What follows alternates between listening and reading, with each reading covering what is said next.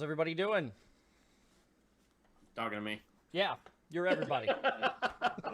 I'm doing fine, man. How are you? Good. I'm doing all right. Good, good. I didn't know if you were addressing your many fans Oh, yes. at the moment. We're so overwhelmed with the response. It is. Yeah. Welcome to the Ain't It the Fun podcast. So I'm going to start with this now, which is below over here.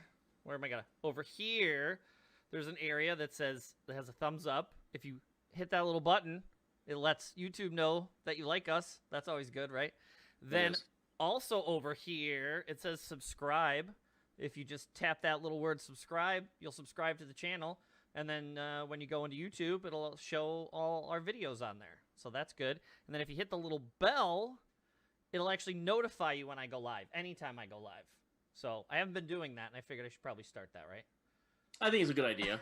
Yeah, you're still in your infancy, sure, with the show and whatnot. So I didn't have things figured out right away either. Not that I was doing anything live like you are. I had the wonders of editing to make my show look good. Sure. So yeah.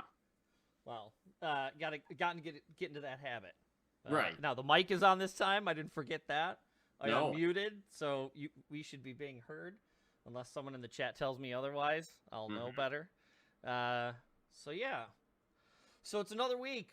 I've been doing this every 2 weeks. It's only the third time, but I started off as every 2 weeks. It's a good habit. But I'll let you know ahead of time. I'm already thinking about going weekly. I got the sort of workflow going. And 2 weeks ago after I did it, the next day it only took me about 20 minutes to get everything up and running for the show to be on here with notes. I even figured out chapters and time syncs, so you can tap through like an old cassette on YouTube. Just tap and it'll go to each chapter. So each of our subjects now is like cut out, so you can just jump to the one you want. You can even hit the little link in the notes and it'll just jump right to it. So that's kind of cool. Or if you want to share on your socials, you can actually take the timestamp out and share that, and it'll go right to the section that you thought was particularly interesting or whatever. So that's always cool. So I figured that part out, and yeah, and I got timestamp. I didn't even think about Spotify. And then when we're probably going to talk a little bit here really quick. You started another podcast, and you're like, oh, but yeah, we're on Spotify too. And I'm like, I didn't even think of that. So that's going to be tomorrow. I'm going to sync up with Spotify as well, so it'll automatically RSS feed out to that. So it'll be on iTunes. You can sync up there and hit like or subscribe in YouTube, or I'm sorry, in iTunes, the podcast section of your phone or your computer, your Apple computer or whatever, and it'll pull us up in your RSS feed, so you'll always have us downloaded and ready and waiting. And then I should also be on Spotify by tomorrow. And the website's up and running, so if you go to there you go, Windows updates. That's always helpful. If you go to AintThisTheFun, one word, AintThisTheFun.com, there's a fully functioning website. It's not super spectacular, but it works. With some buttons and some links, and it takes you to the podcast. You can even listen right there on the website, or you can just click to see the notes in there. And there's also social buttons up at the top for the Instagram and Facebook and everything. I just tweeted out now, so I'm trying to get in that habit as well. But yeah, so next week you have a fancy thing going on, though. Do you not? It's your monthly movie. Yes. Oh, gosh, yes. I'm like, what fancy thing? I got so many things going on these days. I'm like, exactly which fancy thing are we referring to? And, Devil in a Blue Dress at Elk Grove Cinema in Elk Grove Village. Every month we do a classic movie. We put it up play in theaters for everyone to check out. And so we're doing it with our good friend Sergio Mims, who will be there hosting for his very first time. And we're still trying to sort of build everything back up. We came back in September to start this whole thing up again. And so we're slowly trying to get people back into theaters. I know that's not the most popular thing nowadays, especially if you don't need to. But all the precautions are being taken. all the precautions being taken. You have to show your vaccination card to get into the theater. You have to be masked at all times unless you're eating popcorn and all that kind of stuff. But I promise you, you'll probably have a lot of distance between people for the screening. So they're actually just saw the word that they're remodeling the big theater there in the number 10 that we're normally in is actually being remodeled right now. I saw a picture of that today. Yeah, I posted that, and they're doing. I mean, it's gonna be less seats, but they're gonna be like the comfortable leather reclining and heated. I saw that. I saw that like that. I'm very happy. I thought that was amazing. I'm very excited about that actually. Nothing better than a nice warm ass while sitting there in the theater. No one wants a cold ass. No one wants that. But it does also imply that for some reason they're showing a movie inside a giant meat refrigerator or freezer. Yeah, it's exactly like those ice bars in Las Vegas. You just go in, you need a coat, and this is the dumbest thing ever. Is Rocky punching the side of a cow in the corner? No. Funny enough, you should say that. He is? That's great. Well, he will be in March. Nice. We're going to be playing the first one. Oh, awesome. We're going to be playing the original Rocky in March. I'm not sure who's going to host that one yet, but I believe it has been booked. And in April, we're going to be doing Out of Sight with George Clooney and Jennifer Lopez. So, Steven Soderbergh, crime thriller, Don Cheadle, Ving Rhames, Elmer Leonard novel. I might have seen it back in the day. Clooney's in prison and escapes, and Jennifer Lopez is the federal agent. Maybe I haven't seen it. They fall in love. Yeah, it's a very damn good movie. Okay. These like Devil in a Blue Dress with Denzel Washington and Out of Sight, two films that didn't do huge business in the box office.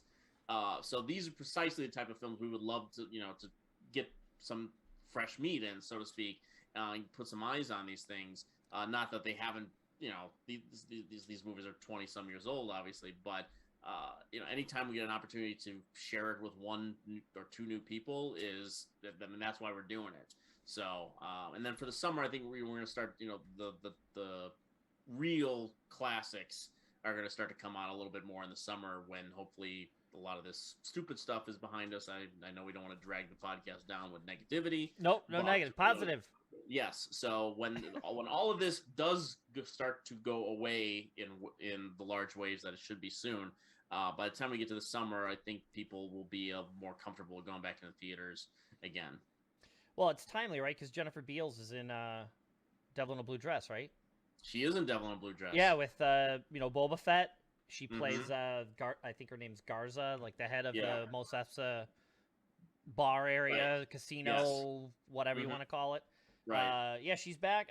She hasn't done anything of I don't want to say value. That's a horrible word.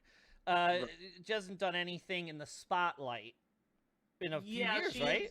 I'm trying to remember. I mean, I can't remember if she's done. I mean, she hasn't done a lot. I really apologize for using value. That was a horrible thing to say. I didn't mean to say that. Well, you meant value as quality of the material. Yes, that's what I meant, but it sounded horrible when it came out of my mouth. Well, I mean, granted, the most popular thing she's ever done is Flashdance, and that's correct. So, I mean, come on. Flashdance is, come on, man. The chair,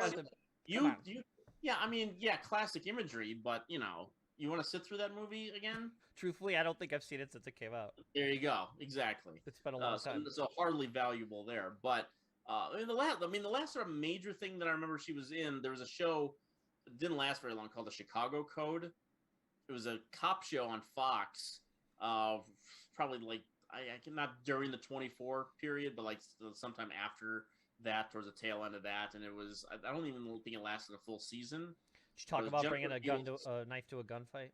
Yeah, Jennifer Beals. I think she was like I don't know if she was the chief of police, but she was in charge of the division or something like that. Jason Clarke, who's in Zero Dark 30, and he was in one of the crappy Terminator movies. He was like the lead detective in the show. And it was supposed to be, hard, grizzled Chicago, type show. Well, I think before all the Chicago Fire, Chicago PD, Chicago, Hot Dog, all those shows that are on now. it was in that period. I was watching it, and I thought it was okay, but it didn't last very long. Yeah, I like her character on Boba Fett, especially with the not this. I haven't seen last night's, but the one last week with the whole Chewie, Chrysanthemum bounty hunter. Yeah, and she tries to talk him down. That was good. I haven't seen last week. I'm only seen the first 3 episodes of Boba Fett, and I know we want to keep things positive here, so we might not want to talk about the show for too long. Yeah, your description the other day was, yeah, I hadn't started that one because I didn't want to go to bed yet. Correct. Yeah. All right, then we'll stay away from Boba Fett. Mm-hmm. Yeah, I got some slightly weird. I can't talk about it yet, but today's comic book day, so I went and ran out and got my stuff, and I was talking to someone, and I might have an opportunity to, and it has nothing to do with this. Just so happens that it lines up that I may have an opportunity to do something where I interact with comic book people. And so as this goes through, if it comes to fruition, that's going to be kind of cool. So I'll be able to talk about it here. And but yeah, that was kind of neat today. That happened randomly out of the blue. So hopefully this week I'm going to do some unboxings and maybe talk about comics, or so I'm going to get on and do some of that. Maybe do a game and start to do some of that stuff with this. But yeah, so here's the format. I'll repeat for everybody in case you're new. The deal is we're trying to stay positive. It's been a nightmare for the last 18 months. It's a crap hole of a time. And the idea is we're going to talk about 3 things that have interested us or been on our mind or whatever popped into our head, makes us happy. And then we'll maybe at the end talk about something that we're looking forward to. And the whole idea is to just chat about good stuff. Hopefully it brings everybody to think about things that make them happy. And if you think of something, throw it in the chat, or if you have a question about something we're talking about, chat up in the chat there, and I'll see it. I'll try to make a comment as best I can. Then, as usual, why don't you go first? Oh, okay. I was talking to someone about what we were going to be doing here tonight, and I don't know if it was completely tongue in cheek or not. When I told them that we keep things positive. We got to come up with 3 things that make us happy and whatnot, and they said to me, like, that must be difficult. And I didn't know, and I didn't know if that was completely meant to be tongue in cheek or if they were being serious about it. But is that more of a comment on you, or are they making a comment about you? I think it was more. It might have been more of a shot at me, maybe because I do have a lot of negative thoughts about a lot of things. I am a critic after all, but what there is, because another thing is I'm not big on talking about myself so much, and yet a lot of more than a few of the things that I've talked about with you on the show are things that are personal nature. I mean, stuff that other people can enjoy, but are of a personal nature. Can this be paused in any way? By the way, I'm just we're live. No, I know we're live, so we're okay. Great. You doing all right? I think I know what's going on. Yeah. You gonna be all right? We'll see how we do here. Yeah. So like, I mean, the first thing I want to bring up is something of a personal nature that other people can enjoy. But it seems that I'm most happy when I'm working, which sounds like a weird thing. And the more, and particularly this year, 2022 is sort of, for me, is becoming sort of the year of the podcast. Sure. Not just my, the Movie Madness podcast, which I put together, but now with you, with Nick DiGilio's podcast that I'm doing every other week. And I've actually just started a second podcast, and it's called The Friendship Dilemma, and it's myself and Morgan Geyer, and the whole premise of the show was something she had asked me a couple months ago in person to name, if I could come up with a top 10 list of movies that depicted a friendship relationship between a man and a woman that did not eventually evolve into romance. Yes. And if you just stop and pause and think about that for a moment, it's not easy. No. It really isn't easy. And And the more we got to talking about it, the loopholes, we started jumping through some loopholes and things like that.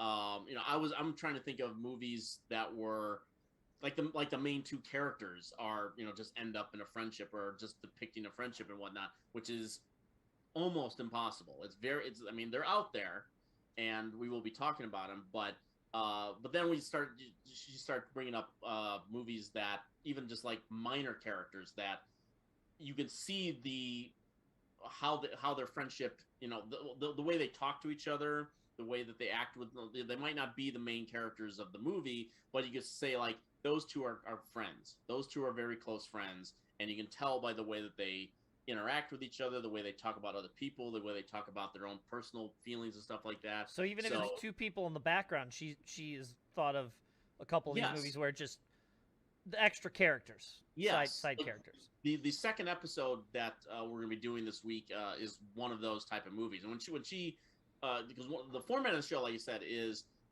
we're going to do one movie every episode. And so our debut episode last week had to be When Harry Met Sally. I mean, that's where it's just like there's literally a speech about it. Yeah, I mean, it's like that's the center, and then there's this circumference of all these other movies that exist before, after, during, even.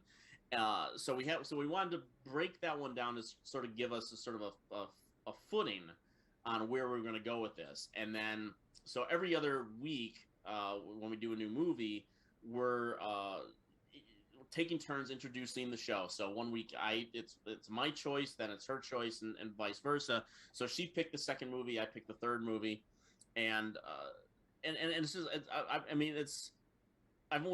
we've taped 3 episodes. We only have one poster right now, but we've taped 3 episodes right now, and it's something that it's made me so happy. I mean, it's just sort of reinvigorated my juices again. Not that the Movie Madness podcast, we've got 283 episodes going for that, so I'm not taking a break from that at all. We're continuing to go through. We've had a couple weeks where there really hasn't been anything opening really, and we've also, I'm going to get to the other reasons, my number 2 thing, but doing this podcast with Morgan and talking about these movies and having discussions where we're not of the same mindset and we're coming in from 2 different perspectives, to say the least. Yeah, well, you've heard the first episode. I did. I listened right away, as a matter of fact. Yes, yeah. and it gets even more so in the 3rd episode. But it's opening up my mind to look at certain things from different perspectives and whatnot. And I hope I'm doing a little bit for her as well. But she's just a great partner doing this. And like I said, I mean, the idea was the impetus was from her. And then when I suggested, we had talked about maybe doing like a singular podcast on this very subject, I'm like, no, we should do this. I mean, one movie every episode and dissect it and see if people, bring to new perspective to other people about some of these movies, and they'll probably agree with one of us or not. But it's been really fun so far, and so I just hope that we keep it going and people will find the podcast, just like you're starting this. I'm starting this new one too, so it's gonna hopefully find the footing and snowball it downhill with a whole bunch of new listeners. But it's been so much fun so far doing it with her. That's awesome. Yeah, I listened to the first one. I know we chatted a little bit when you told me like what the premise was, and I could only think of a couple. One being Firefly, that's a big one, and that one I think is probably the only one I could think of that actually fits what she had described. Like, can you find a decent friendship between 2 people that don't like? It's the only one I could really think of. The other one was Pretty in Pink, but of course, they end up not being friends. But Ducky is clearly fixated on her. It's not he doesn't want to be her friend, so that doesn't really fit. No. And then I thought of State and Maine. We discussed that a little bit. And then what was the other one I thought of? Winter Soldier. Yeah, actually, that was another one that actually kind of fits. Yeah. Yeah, because they're not interested in each other. She's even trying to fix them up through the whole time. So I found 2. Yeah. And there was another one I thought of, and I can't remember it off the top of my head. But Well, that's going to be the fun thing too. I think doing this because I mean, like I have a long list, and like I said, each week we're gonna choose our own movie. So we have no idea where we're gonna be going, and we don't really have like some sort of roadmap of it's like we're gonna examine this relationship and then that relationship and this type of relationship. But I think we're not just gonna like stop and like, oh, we found one and then that's gonna be it. Then we're gonna look into all different variations, and I think over time we're gonna find probably movies that neither of us have seen that we've heard things about, and then go into those sort of fresh, and that's gonna be a lot of fun too. So, but I definitely, my list alone could get us through the entire year. So I don't even know what's on her list yet. If the idea is obviously the idea is the discussion. I mean, I get it. Right. So no matter what, it's going to be fun to hear what both you say. Because, like I said, I listened to Morgan, and it was, obviously she had a very different viewpoint of that movie than you did when Harry Met Sally, and so it was interesting hearing what she had to say. But if the secondary, not objective, but the crux of it is to find a movie where they literally are friends, and by the end of the movie are still only friends. Yeah. The two I thought of, and that was it. And obviously you're not going to say the list, and you shouldn't, but I can't think of any more movies where they're truly just friends and they don't end up together at the end of the movie in some form or fashion.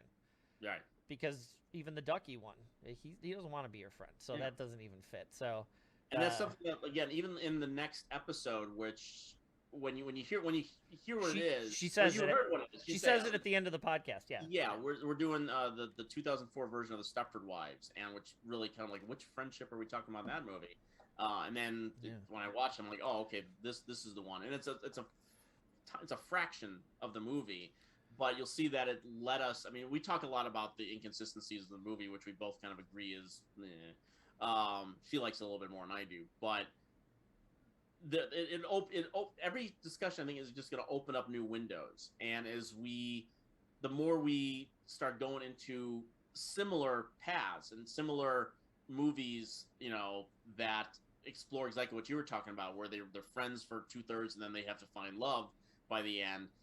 It's probably going to open up some of the different hypocrisies and all these different things that we're going to be dealing with. So it's just going to be a fun ride exploring it. That's cool. Yeah. Yeah, it'll be interesting because I think you told me the third one already, and that's the second you told me. I'm like, there's no way she's gonna like that. there's no way at all, because no matter what, the first 2/3 of the movie, especially the end, literally the last 2 minutes of the movie, you're like, come on. Yeah, it's a discussion. I can't wait. It's gonna be fun. Yeah. So I don't know. I don't think you have one. I can't remember if you do. This has come up quite a bit recently. Air fryer. Do you know what? Obviously, you know what an air fryer is. Yes, I was. Did you get one? No, I didn't get one, but I was looking at them for Christmas. Okay. Okay. This is, by the way. Yeah. Oh. Yeah. Okay. Do you want me to just vamp for a little minute?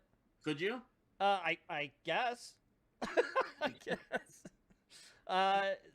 So the deal is we got one for a gift, and it was a couple years ago, and the deal was I didn't even know if we would ever use it. Just recently, hold on, door. I'll be right back. The door is. Yeah, go for it. Yeah. The situation is I never thought I'd use it, and just recently, especially with leftovers, especially even stuff like fast food fries, frozen bags of frozen stuff, it was always thrown in the oven because it's cheap and it's it's just easy. You throw a bunch on a cookie sheet, you throw them in the oven, and they're done. All right, we're back. Can you hear me? I can hear you fine. Looks like the internet dropped out for some reason. It killed it. So yeah, I don't know what's going on with that. But we're back. So, I guess we'll just pick up where we left off. Does this count as 2 shows now? Yeah, I guess, right? This will be show number 4 now. I'll have to cut this later. We're doing it live. So yeah, I was talking about an air fryer and how we got it as a gift, didn't think I was going to use it, and out of the blue, we were like, "Oh, pull that thing out, plug it in, let's see what we can do." And so we had some bags of frozen stuff, and we threw it in there.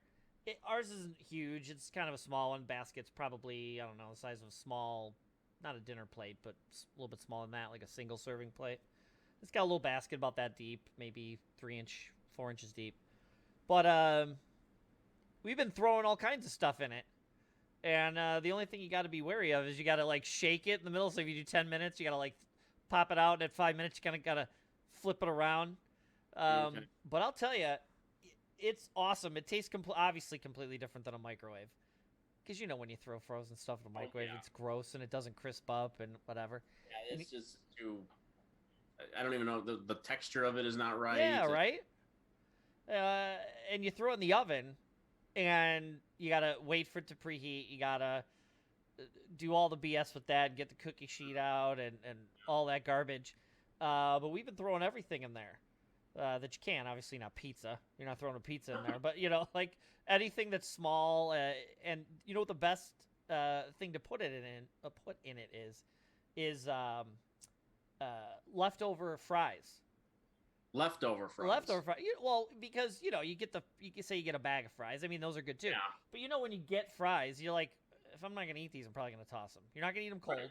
You're not going to throw them in a microwave. You're not. No. If you have a handful or, you know, whatever, a little bag of fries, you're not going to preheat an oven for that. No. But I'm telling you paop this thing out, you throw the fries in there, put them in there for 4 minutes. In the middle of it, a minute, 2, you pop it out, you give it a little shake. Yeah. Push it back in while it's working. Another 2 minutes, they pop out. They taste exactly like they did when they came from the restaurant. So you get the bag, you get your large fry, and you only eat half of them. Do you put them in a bag? You put them in the freezer, in the fridge? What do you do? Just the fridge. Yeah, okay. You can put them in a whatever, okay. Ziploc bag, you know, a little Tupperware thing, whatever, to keep them relatively fresh. But you just pop them out, toss them in. You hit the little button. It's almost like the pizza thing from Back to the Future 2. Yes. Yeah, you know, rehydrate. Yeah, but it's in this case it crisps them up. Mm-hmm. No oil. You don't have to preheat an oven. So yeah, for the past little bit here, we've been throwing everything in it. What did I do the other day? I'm literally picturing you right now throwing everything in it. Yeah. Just like, you know, like forks, knives. You don't have to worry about blowing your house up, right? Like a microwave, you leave a fork in there, that's it. It's toast. Right. Fruit, just everything. Yeah, fruit, sure. Yeah. I haven't had breaded mushrooms in a while. I don't know if that's a Chicago staple, but you know, you get your chicken or your pizza or whatever, you get some breaded mushroom, Brown's chicken. It's a big thing of Brown's chicken. Yeah. Oh, do we have guests? You're not on. What do you mean? Right here.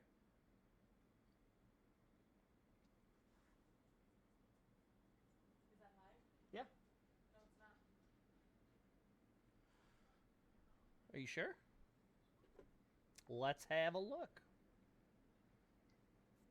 Should I be vamping now? Sure, if you can. Let me do a double check here. No, we were thinking about getting. I was thinking about buying an air fryer for Christmas for somebody, and I didn't know what the right one was to get. I didn't know how often they might use it. I know that they would love to use it for fries. So I mean, that's actually, you know, you'll probably get the entire worth of the item just from the amount of fries that we probably put in the thing. But to do like chicken and stuff like that, I mean, it sounds very appealing. I just didn't know if I was going to get the right one or not. I was just kind of trolling along in, you know, Kohl's looking for air fryers and whatnot, and I wasn't sure what's the difference between these things. Ours is a little small, and it's round, so it's kind of an odd shape, and it's more deep than it is sort of wide. I heard they're kind of a bitch to clean. It's one piece, so it's no worse than cleaning a bowl. It's just, yes, there's a lot of grease because most of the food you're going to put in there has probably been pre-fried at some point, so there's grease in it. So you know, the air is blowing it around, and so, you know, it gets pretty oily in there. But, you know, you could probably use it 2 or 3 times before you really have to kind of pop that out and just kind of give it a good scrub down and make it nice and clean. But yeah, I'm telling you, you know, whatever. You get bags of curly fries or bags of even chicken fingers. You can go 3, 4, 5, 6 of them in there.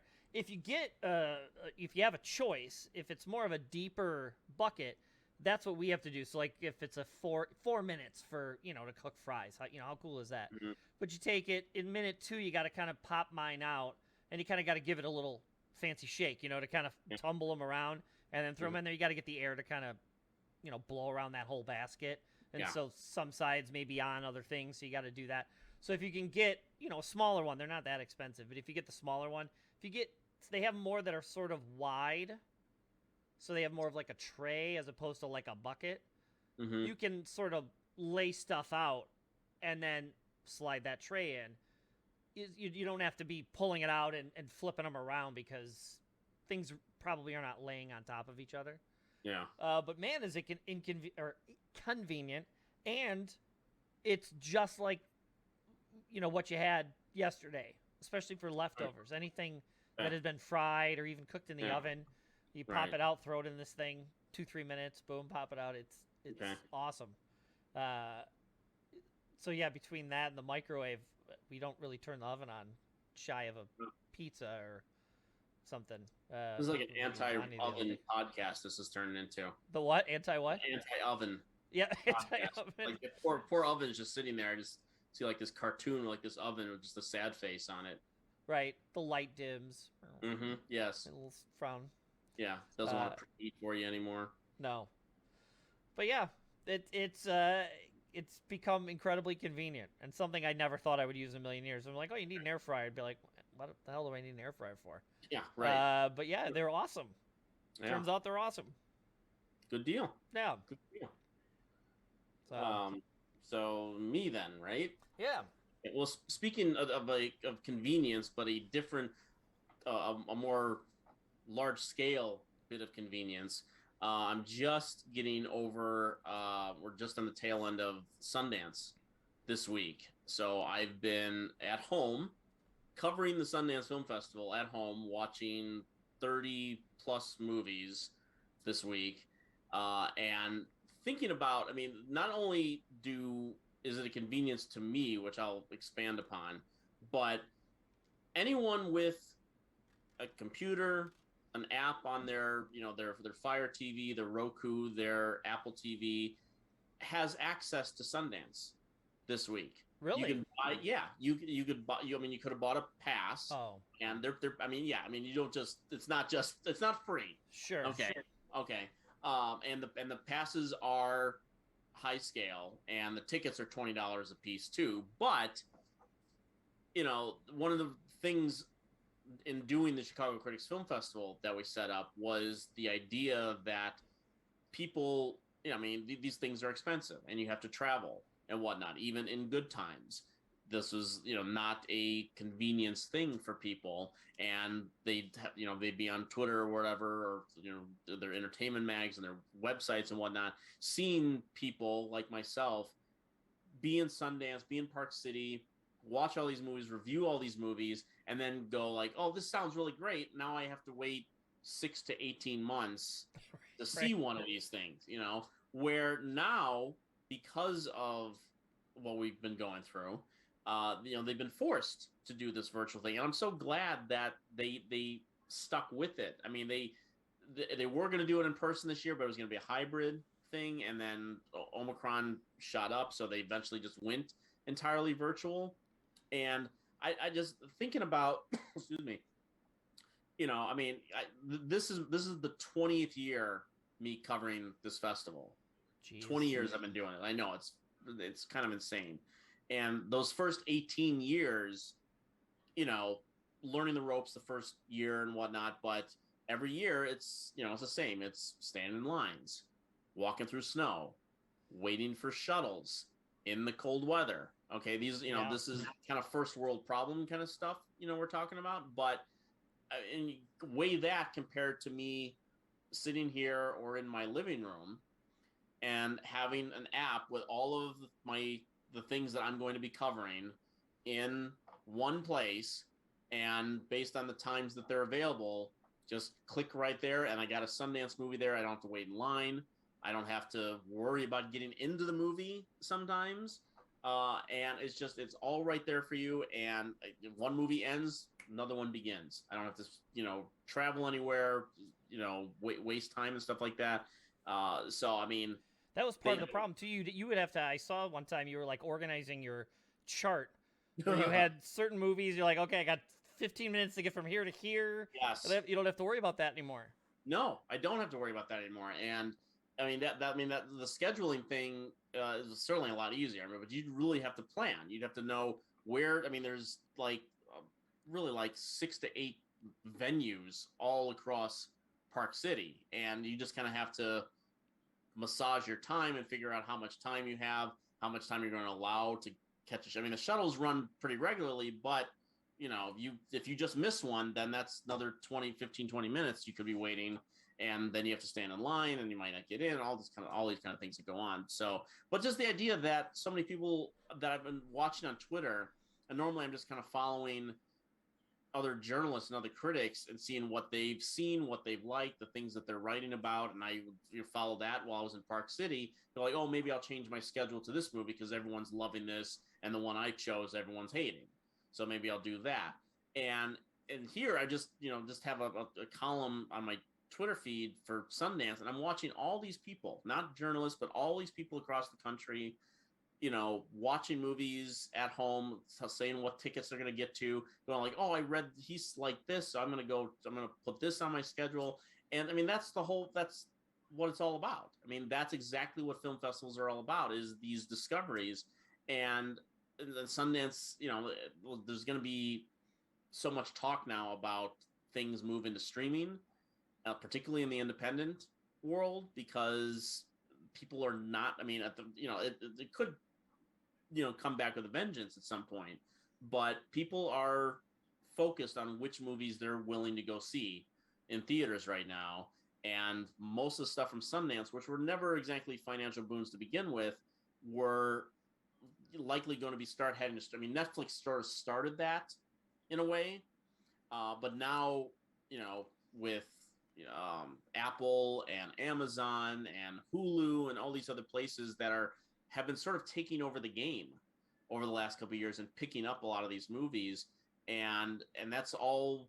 That's all you can hope for, that these good movies get discovered and people will have a greater access to it, and not to have to ask me, it's like, well, this movie's only playing in one theater downtown, how am I going to get to see it? Like, well, wait another 6 months and it'll be on video for you, Right. Like the old days. Now a lot of these things, not just the HBO Max stuff, but this stuff comes directly to streaming. There's the biggest deal at Sundance so far, and there haven't been a lot this year, just happened today, was announced. The movie that I liked, called Good Luck to You, Leo Grand, with Emma Thompson, was just picked up by Searchlight, formerly Fox Searchlight, for $7.5 million, and it's going to debut exclusively on Hulu.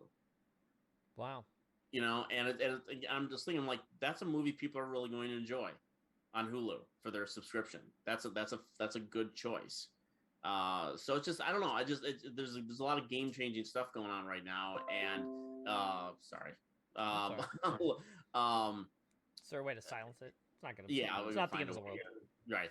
That I think that it's just fun to be part of the forefront. I mean, going to Sundance and being with people and the discovery and stuff like that, see it in the theater and whatnot, is always kind of fun. But I think Sundance has to realize a little bit to its advantage that they're probably making even more money considering how many people now have access to it. Exclusivity narrows your audience. Right. Absolutely. Yeah. And just and all that too, and it seems like they have to recognize that to an extent. And so I hope that they continue with the virtual stuff. As much as I enjoy going to Sundance, I like sitting right here as well and not having to go out in the cold. So, well, we talked about that last time. Like, there's nothing more convenient than just sitting where you want in your own house in a comfy thing. Turn it on when you want. Pause it to use the washroom. Food's cheap. Yeah. You have basically unlimited selection of food because you can order it from anywhere or have it, because you bought it at the store yesterday. There's nothing better than that. Shy of the experience only a movie theater can give you. And that's why, although we talked about, like, crap on Marvel movies and James Bond movies and, event movies and all that stuff, I get, wanting to see, some new, whatever, a vanity film that may be very noteworthy and written well and directed well and all that stuff. It's nice to see that on a screen. But you could do that at home and have basically the same experience. Right. But if you're not going to get the big bombastic, unless you fork over a couple, $1,000 for a stereo system and 5.1 surround and get all that stuff going, and you have a 80-inch television, and you don't get the D-box shaking seats and all that stuff. Like, there's something to be said for going to a theater and seeing a movie that's meant to be seen that way. But like you said, some of these movies, obviously, majority of these movies are not going to be those movies. Right. And for them to widen the audience and make it available to a lot more people, and convenient, how is that? It can only be good. Yeah, and I always advocate on behalf of the filmmakers, because I do feel a little bit bad for them, particularly the way that Sundance kind of had to go the way it did this year. That every filmmaker, it doesn't matter how big scale your movie is, you want to see it with an audience. You do. Course. I mean, the filmmakers who don't get an opportunity to do that, and Netflix is part of that too, because they don't put a lot of their movies in theaters. I feel for them, and I'm not in any way trying to denigrate their efforts by just what you said, is that the majority of Sundance movies are of a smaller scale, and they're not always, they're most throughout their entire history, most of those movies have been seen on people's television. You mean because they're only at those, like, the movie things you go to? Yeah, they're probably not going to get theater right. distribution. Right. If they even get, right? Because wouldn't it have been even more expensive? Say they don't get picked up by back in the day, right? There's only 5, 6, 7 places that they could go, except for like Full Moon Video, with a Puppet Master. Other than that, like, they may not have even been released on video cassette or DVD or whatever. They may never have seen the light of day. For one of these services to go, you're probably not going to be getting, $100 million, but here's a decent amount of money. And tomorrow, everybody on the entire planet, for the most part, can stream your movie in their living room. I think that would be that would be amazing. I mean, I think every filmmaker, if they really sort of stopped and checked, what they're doing, that if they could just have one experience, one night in a theater with a packed house, and get that experience, and the movie, and people love the movie and all the spoils that go along with that, and then think like, okay, now we're gonna buy your movie, and we're gonna put it on Netflix, where everybody is on Netflix, and all it takes is a few people to go like, hey, I saw this movie, and then they tell everyone else, and like saying 25 people, then 100, then 500, and that's just how it goes. So on. Right, exactly. And every filmmaker, as much as you want to have that one sort of glorious night, you want your movie to be seen. Sure. I mean, if nobody showed up after that one night, what's the point? So it's great to have that moment, but you want your movie to be seen. And if you can put it on the widest possible distribution, list, that is Netflix, and many other subscription services as well, that's the dream. That you want people to see your movie and go like, yeah, I liked it, and I'm going to remember it. I'm going to tell people about it, and then I can't wait to see your next movie. Maybe in a theater. We talked about Squid Game, and I know you didn't really like the ending as much, but we really enjoyed it here, and and that's a perfect example. That guy couldn't, from the sound of it, what I've read, that guy couldn't get anything sold, especially that, ever. He had lots of problems, lots of years. He'd been mulling this over. and no one would buy it. And then Netflix picks it up, and it becomes a monster. Yeah. Like juggernaut success, where everybody's talking about it for like a month. Yeah. And now I think they've already guaranteed him 2 more full seasons. There was definitely getting a sequel, and now they confirm that they're giving him a 3rd one already. So, and again, as much as people want to dump on it, the idea of, streaming or whatever. Yeah. Yes, of course, it'd be nice to see it in a theater, especially if it's something you made and you would like to see it, because that's the way you saw movies when you were a kid. Right. You want to see it up there.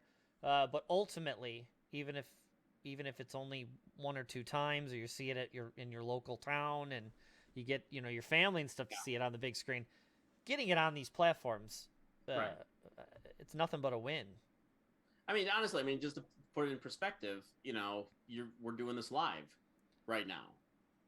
Would you rather have 500 people watch live and then 10 people watch it, the rerun ever since then? No, you want, you hope people will watch it while we're doing live, and that's cool, but it's going to exist forever. Yeah. Now. And so if people go back and like the topics of any given episode, it's there for them. So that's what you want. Yeah. It used to be such a dirty word. We talked about that too, like going straight to video. This is kind of that version of the modern day version of it. But when you have stuff on It's HBO and Netflix and all this stuff where it was like, oh, we're doing a mini series, people are like, oh, okay. Yeah. But look at how many awesome miniseries have come out in the past 5 years, where people are, what was it, like Fargo did a TV show that people seem to like, and what was the Matthew McConaughey one? True Detective, and Oz, although it wasn't a mini series, it was a series, but like this higher end, it's not a sitcom, it's a really good show. Right. That people get really invested in, and it's kind of a premium adult service. They're swearing and there's isn't that the things you would expect. It's not sanitized. You can have a gangster movie that it's visceral, or a scary movie that really scares you. They don't have to cut anything for broadcast television. Right. So yeah, at least it lives somewhere. But my pet peeve is that it's there. And then hopefully 6 months later, they're like, oh, well, we're putting this away for 8 months. And he's like, I want to watch it. And they're like, well, now it's in a vault and you can't see it until we let you. That's hopefully, it should just be there now. Just even to sort of bring the whole thing kind of full circle, when we start talking about the stuff that we do at Elk Grove. And we look, a movie like Devil in a Blue Dress, which got a big theatrical release, Out of Sight got a big theatrical release, and only so many people went to see it, but have since discovered it on DVD, on cable. Right. And now, hey, we're putting it back into theaters for a night. If you want to come see it in a theater, please come and join us, and we'll do it. And we do a discussion. I didn't mention that earlier. I did. With Sergio. Every movie there has a discussion afterwards. Some critic or an expert on the movie will come up and talk. Have Q&A at the end. You can even ask questions. If they don't know the answer, they might even have someone else, another critic from that might have the info that the person that's an expert doesn't have. It's fun. It's a good time. Yeah. All right. You. Yeah. So you're the one who actually clued me in. I didn't know it was going to start until I believe it was that day. You told me that, hey, HBO Max has the new thing on. And I was like, new what? And I'm a massive fan of The Life and Times of Tim. If anybody who doesn't know what this is. No. It's a cartoon that has adult themes, not pornographic adult themes, but just adult. It's think South Park, but more. It's more Curb Your Enthusiasm. I think. Good, very good example. Yeah. He's very neurotic. He always inevitably gets himself into trouble because he's a moron. Right. And then you told me, you're like, hey, he's got Life and Times of Tim ended, I think, in like 2011 or something, or 2010. That was a long time ago. It was a long time ago, and I have all the DVDs, but of course I don't bring them out. And I remember looking for it. I was like, I can go dig the DVDs. I'm sure it's streaming somewhere. Couldn't find it for the life of me. Of course, I have like 18 streaming services. Nothing has it. And I believe if I remember correctly, when I still had cable, because I cut the cord recently, even HBO On Demand on cable didn't have all the episodes. They didn't have any of them. I couldn't. They weren't available to watch. Mm-hmm. And so it irritated me. So one day you tell me, you go, hey, by the way, he has a new cartoon called 10-Year-Old Tom. Is the new one. It's not a sequel or anything. It's just another thing. But now he plays a 10-year-old. I'll have to pull up his name. Dildarian, I think is his last name. Yeah. And he writes it. He voices the main character. And the first one it was Tim. This one it's this kid named Tom. And he writes it and voices it. And I think originally he did the short, which was at some sort of film festival called The Life and Times of Tim or Tim or something. And it was about the lady of the night being in his apartment when his girlfriend and her parents come back from vacation. She wants her money. And of course he's like, what do you mean? Nothing. She just came here. She's asking for flour or whatever. You know, and he's being an idiot. And he proceeds to, all the episodes are him doing a Three's Company, walking himself into a wall and getting into trouble, and something happens, and it's other than the first one, which obviously he has a prostitute in his house. The rest of them is all, it's not really his fault. It's kind of like he's trying to do the right thing, but he can't. One of these examples is, you know, one of the guys at the bar him and his coworker go to, is a recovering alcoholic. And so what he has done, his counselor has explained to him that I believe it's pinball. You know, focus on something else that you enjoy. Do this other thing, almost like a meditation, and get really good at it. Like, focus on that. And so at the bar, he has the record, and so they're congratulating him, and he's got this guy that's at the bar all the time has his thing, so he's not drinking, though, and his girlfriend's there, and everybody's congratulating him. And Tim's like, oh, I like pinball, and they get him, you know, like, you should play pinball.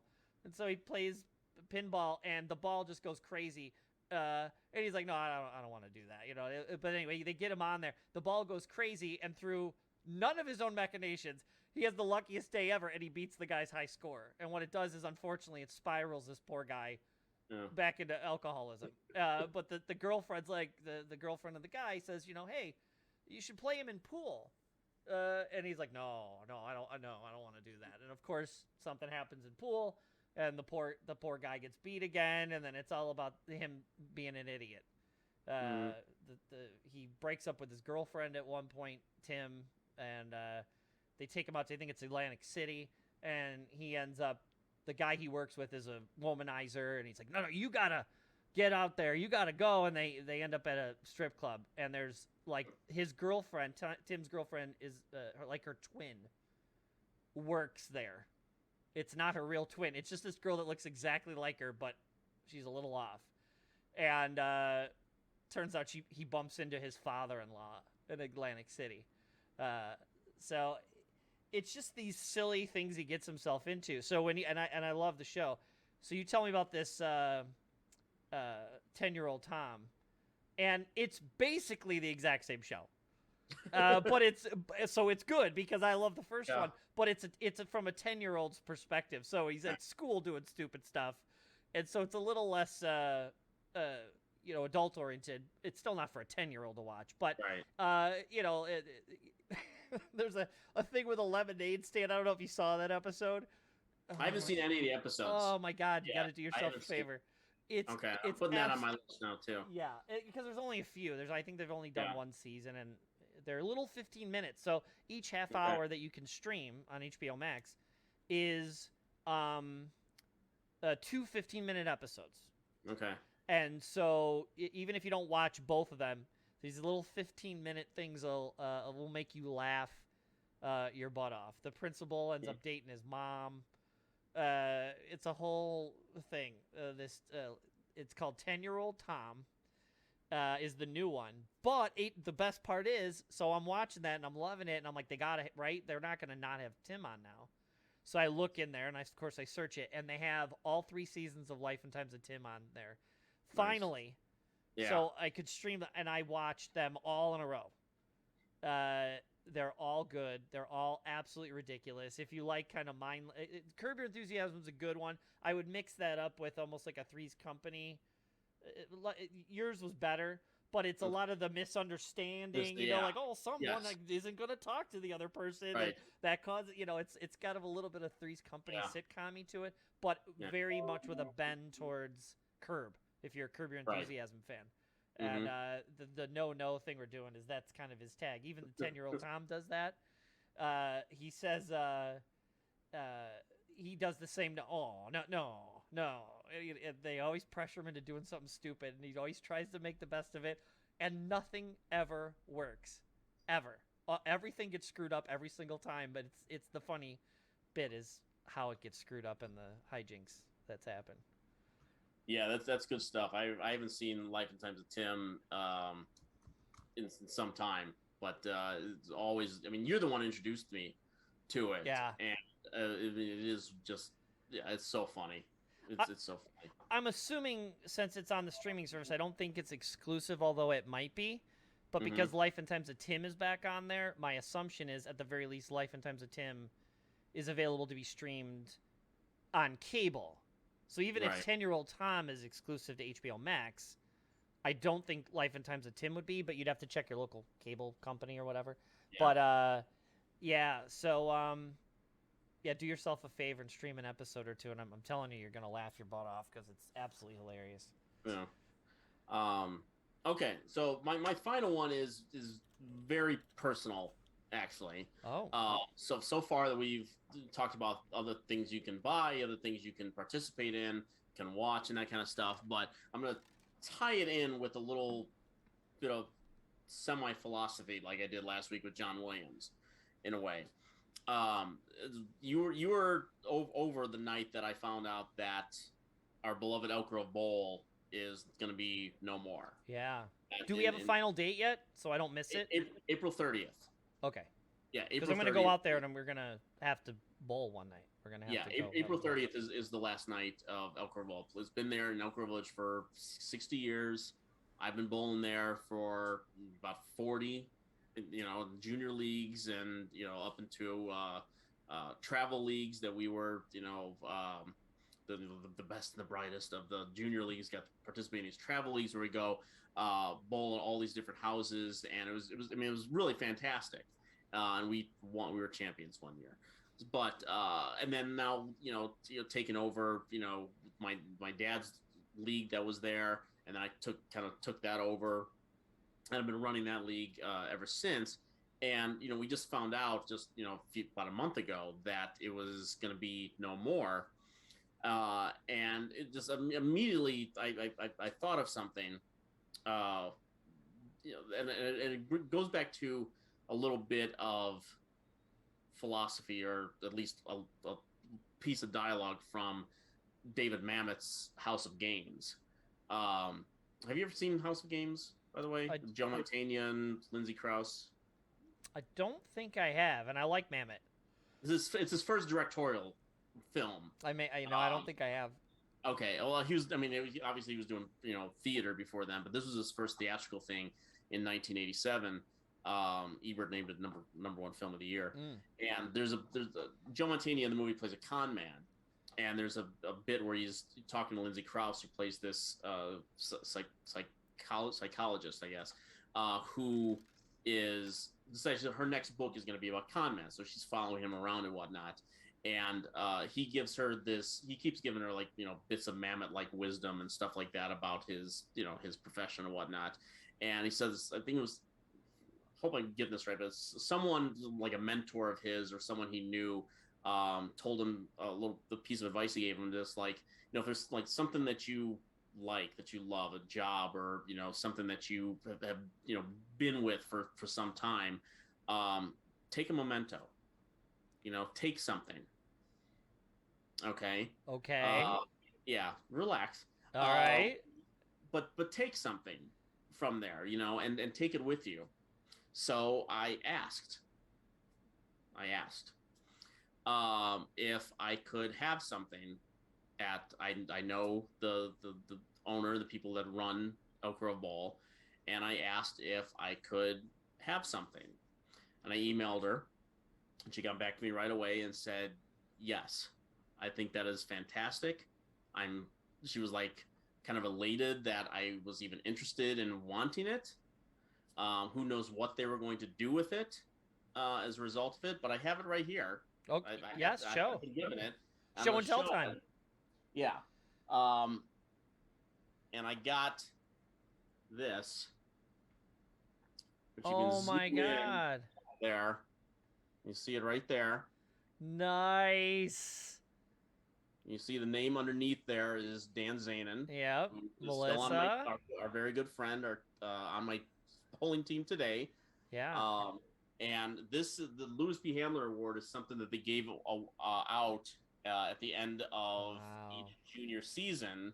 And that 1992-93, that was my final year where I could participate in the junior league.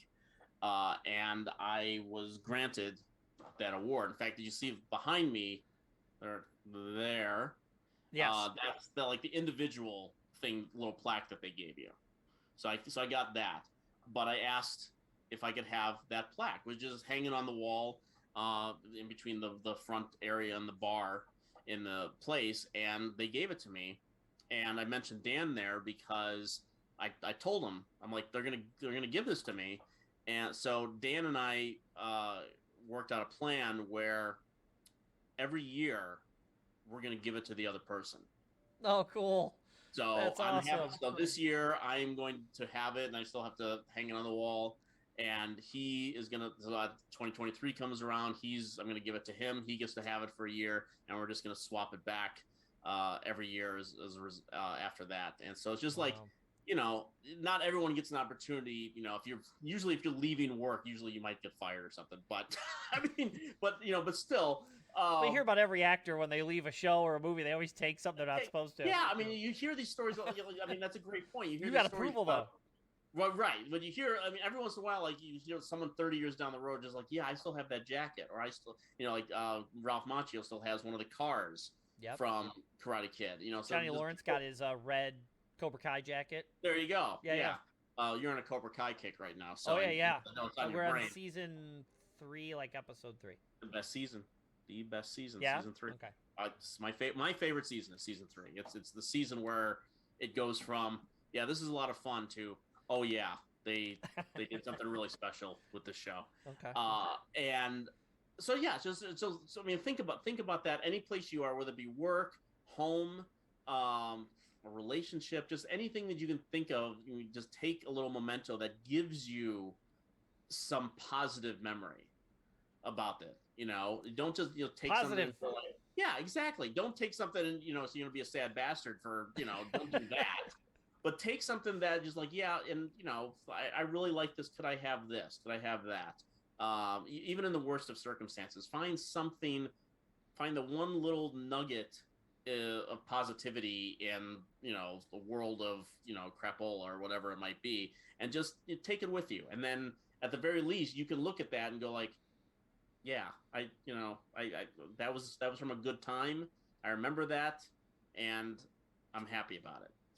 So it's interesting you should say that. I can't really talk about something that happened this week, but something happened in my professional life, and again, I can't get into it, but the deal is in a situation where I kind of got something. Mm-hmm. And it kind of fits with what you're saying. Okay. And it makes me feel good, and it's going to continue to make me feel good. Good. And Good. And so it's interesting that you should say that. So it's funny that you literally mentioned job, and it clicked, and yeah. Wow. Yeah, I'm trying to think. Did you take anything from Video Plus?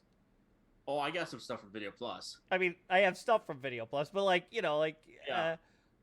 trying to think of something really super goofy fun that I took. For people who don't know, you and I met at the famed Video Plus Emporium. Yes. And that's where this all began. This is the journey we've been on since 30 the 90s. years, 32 years, 33 years. Crazy, yeah. But I can't remember if we.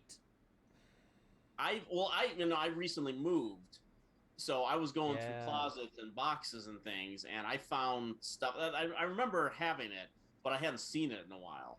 So sure. I have the cummerbund. What? You still have that? Uh-huh.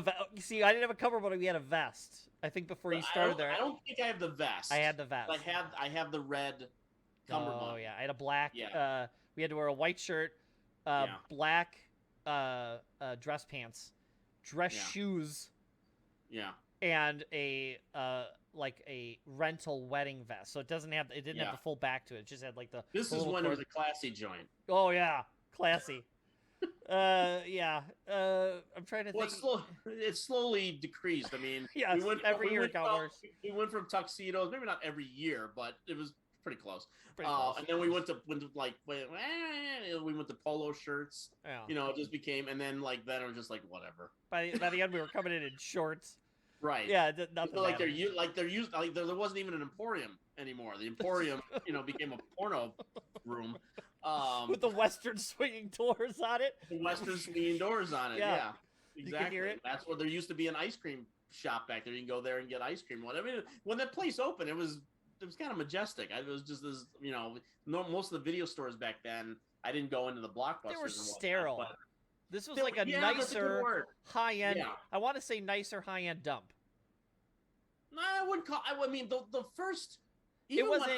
Maybe not dump isn't the right word. It wasn't sterile. You walked into a Blockbuster, everything was exactly the same, and you go to Video Plus, it was local and it was different, and it just wasn't as sterile fancy. This was like, hey, we got white button-down shirts with vests and cummerbunds and stuff. Yeah.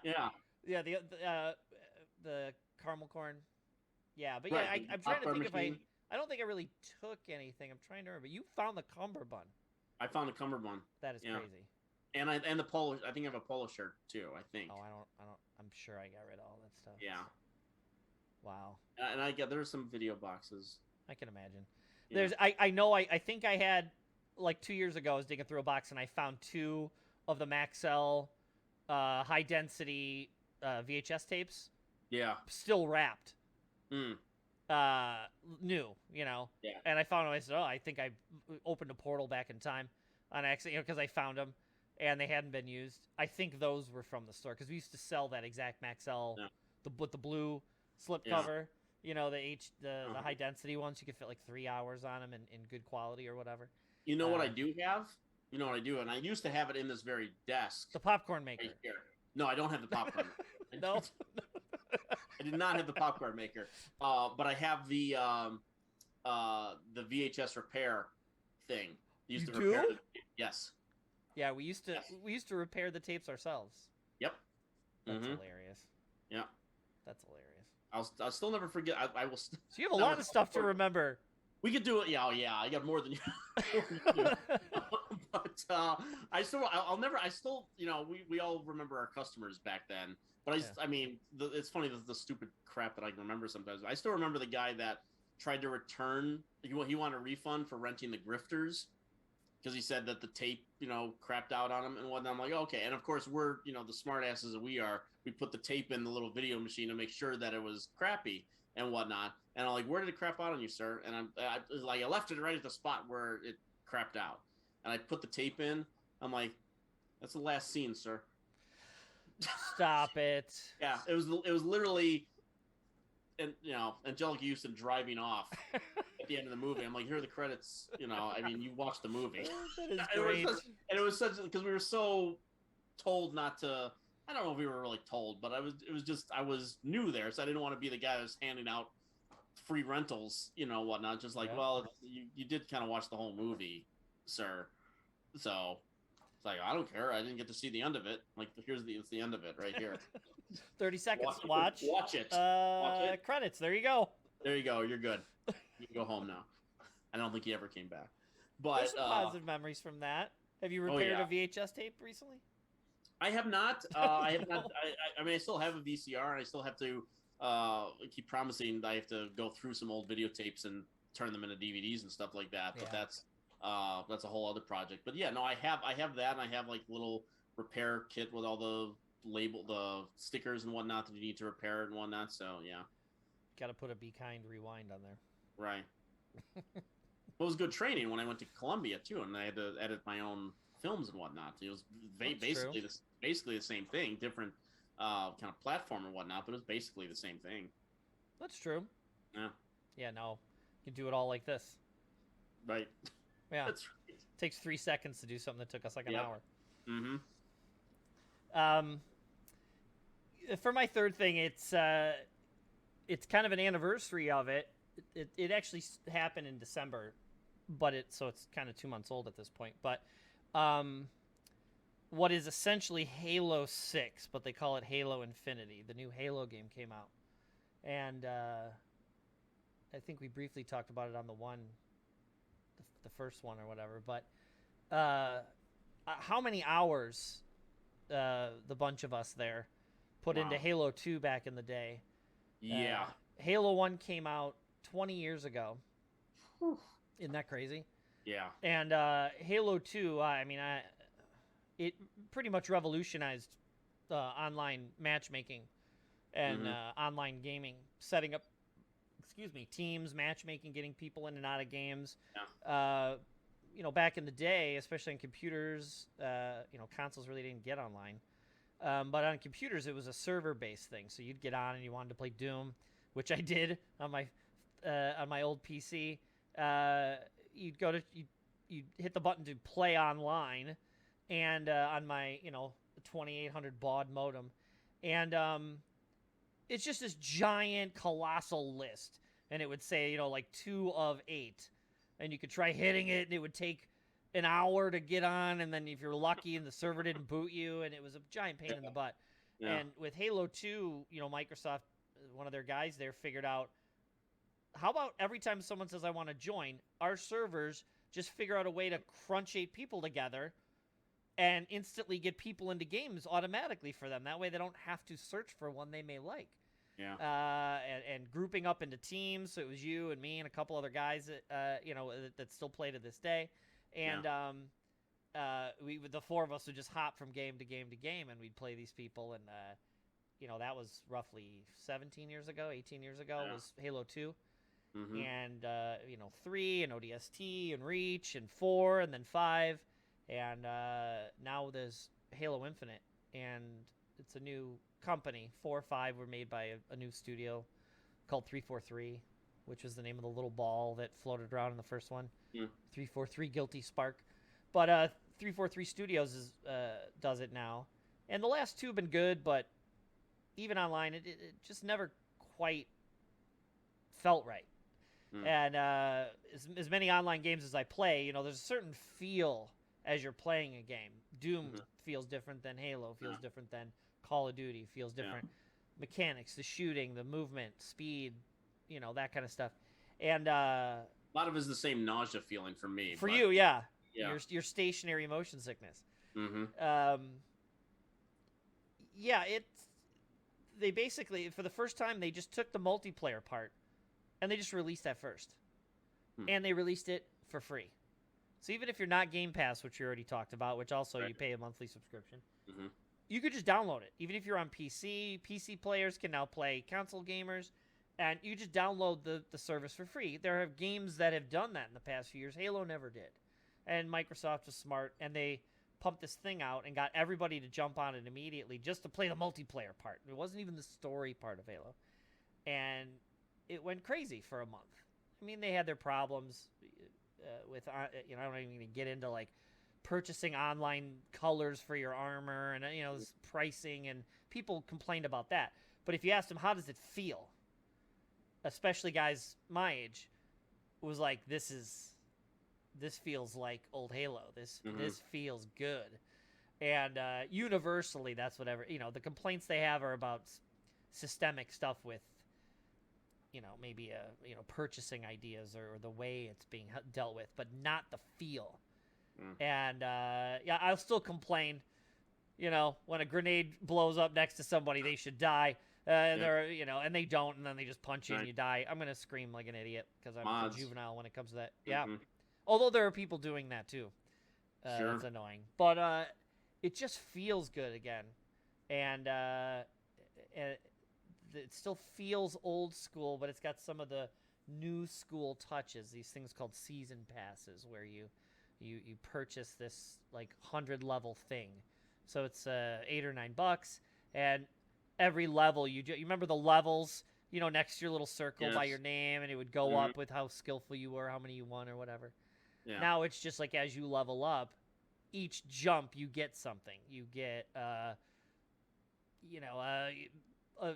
thing for you can customize your helmet, or you can change the visor color to a different color, and it makes it so you can make your Spartan, your Halo Master Chief guy, kind of your own. So every time you jump into a game, some guy's standing there with, like, instead of grenades, they're pineapples, like they used to call them in World War II. They're literally like pineapples hanging off his chest, or I want to put my my bandolier belt, but instead I have them on my biceps, or I have antennas, or I got a cool. They just had like an '80s event, so they have like a fluorescent mohawk thing on the top of the Halo helmet, or this kind of visor, almost Back to the Future 2-esque, that sort of floats in front of the Halo of the helmet of your Master Chief.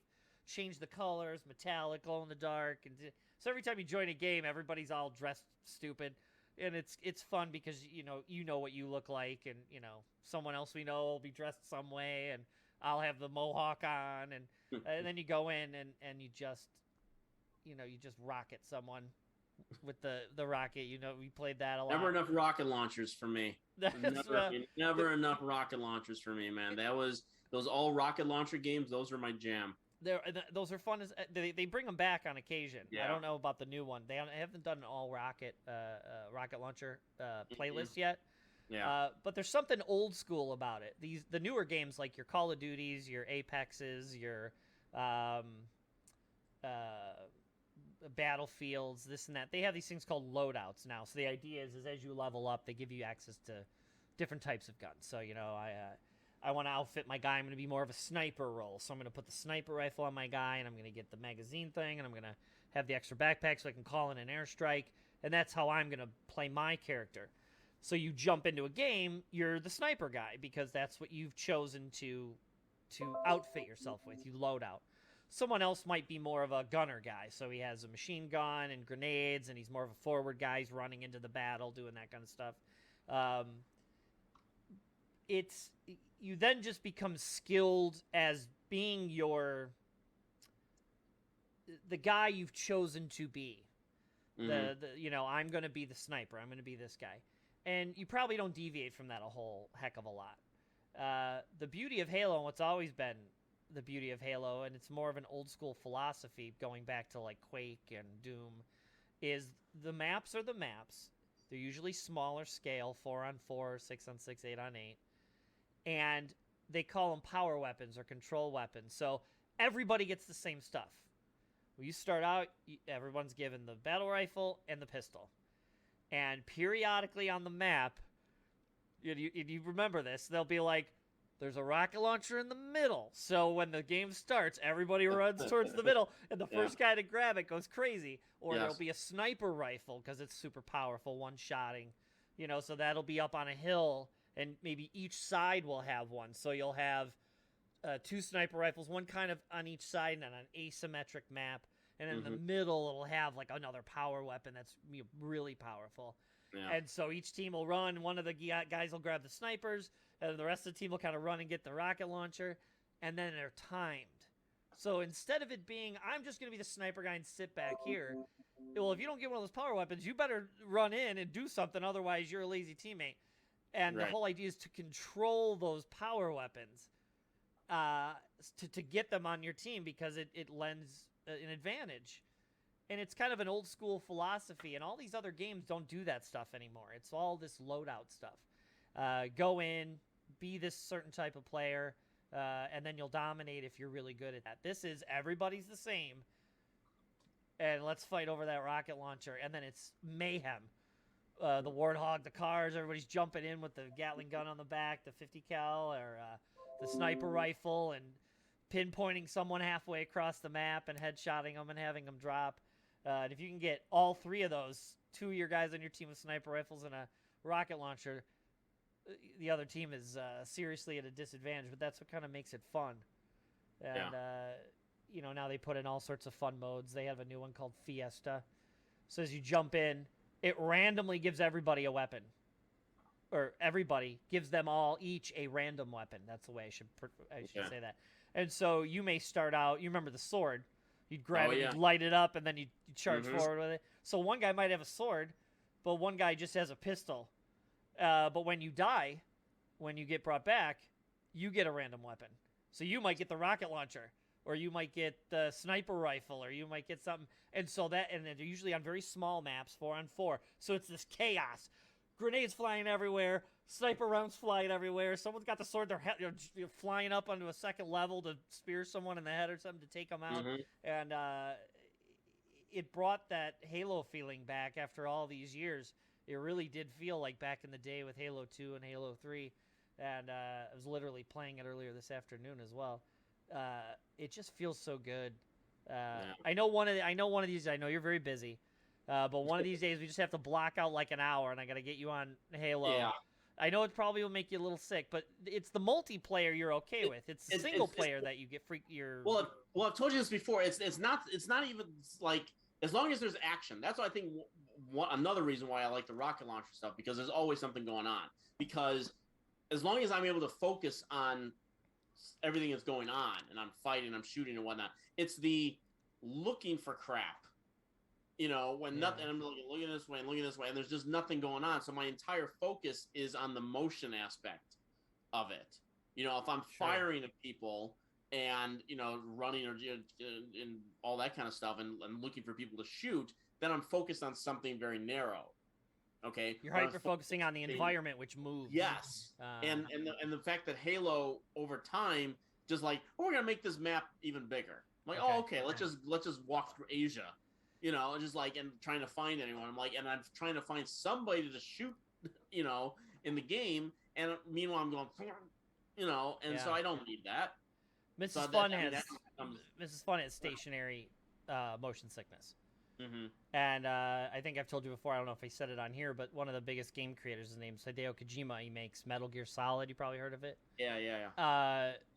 All of his games are in third person, so your little character's in front.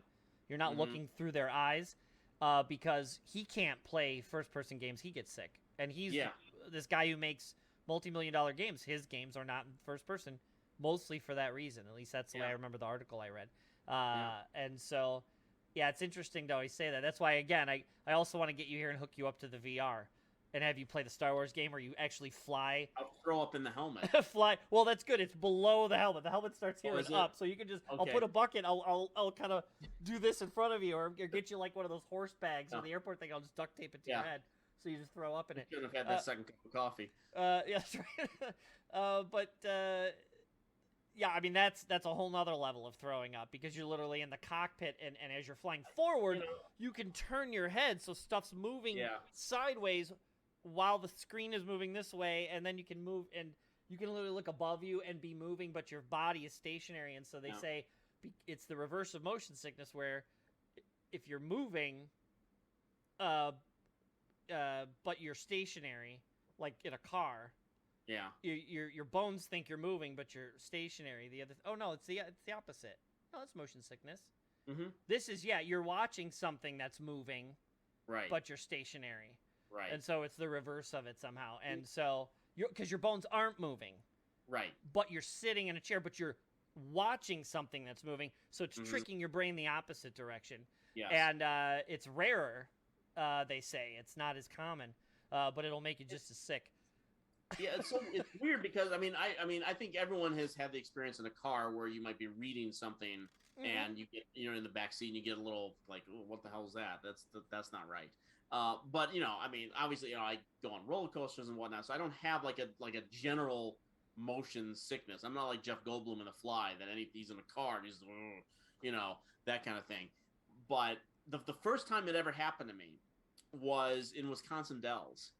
And we went to it was like a theater, and it was kind of like, imagine like going to Great America in the Pictorium, the IMAX theater and whatnot. Okay, but it was just a small thing. It was a walkthrough thing. So you walked into this room, and it was a theater. It was a big screen and whatnot. But it was just a big open space, and they had like almost like pipes, like like a railing. You hold on to this. You know, What's the her tornado movie? Twister. Yes, the Twister ride at Universal. They had the metal pole, so people had something to lean on. Because the ride was screens in 360, so wherever you turned your head, the wind would blow and the movement would be around you. So they had railings for people to hold on in case they faded. Yeah. For this reason, I think. If people ever want to see one of the most hilarious intro videos ever, like look on YouTube and find like the Twister intro video that Bill Paxton and Helen Hunt did. For what? I mean, for like the Twister ride. Oh, okay. For the Twister ride. And it's just like, I mean, you thought that Harrison Ford's narration of Blade Runner was, just kind of, watch Bill Paxton do this. I mean, Bill Paxton's a hero of mine, so I'm not knocking on, but it's funny watching him like, oh, he didn't want to do this. He didn't want to do this at all. But anyway, so the screen didn't move. It wasn't a 360 thing. It was just like a movie theater screen, but no chairs. So you were standing watching this experience where you're flying or your race car, whatever it might be. And at some point during that, I got so sick I had to sit down. Wow. I've never experienced anything like that before, and I hadn't experienced anything like that again until the game started getting more like, oh, let's look over here, let's look over here, what's over here, and I'm just like, there's nothing happening in this game, Yeah. So this is fun, Candy. There's certain games, depending on the frame rate or maybe the quality of the video. Is it 4K? Is it only 1080? And is it 30 frames a second or less? Mrs. Fun can't watch me play certain games. It just her being in the room, if she catches it out of the corner of her eye, just the right way, it instantly gives her that still motion sickness.